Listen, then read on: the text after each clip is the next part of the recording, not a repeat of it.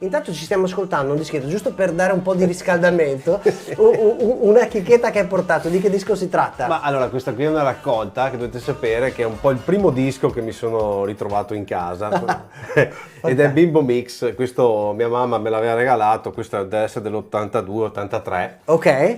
E l'ho portato perché dentro chiaramente tra i tanti brani di quel periodo c'è Vamos a la playa dei Righeira, che era una hit del momento, per introdurre poi il primo disco che ti ho portato, Andrea, e col quale appunto avremo occasione di parlare il perché. Vi ho fatto sentire prima Vamos a la playa e poi passeremo ad un altro disco, Esatto, per perché contestualizzare il periodo, no? Questo qui tra l'altro, cioè, è veramente un disco da morire da ridere, perché questo era un classicone, cioè Vamos Sì. alla playa dei Righeira, però su questo Bimbo Mix c'era veramente di tutti i colori. Sì, c'è il ballo del qua cioè, e chiaramente è Bimbo Mix, se no adesso ci sono i Bimbo Minchia, che è un altro discorso. Però...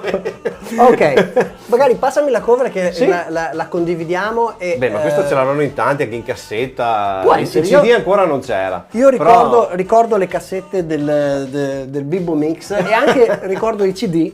No, i CD no, non c'erano Quando all'epoca ancora, sono usciti dopo, Ah, dopo hanno sì, fatto le sì. versioni del Bimbo Mix. Adesso condividiamo la copertina per chi ancora non lo conoscesse. E così potete farvi uno screenshot e magari andare a scoprire qualcosa di nuovo riguardo a queste compilations. Ecco, questa sorpresa fa parte dell'esperienza che si ha con Daniele De Marchi, cioè non smette mai di sorprendere. Tanto che passami pure la inner sleeve del disco.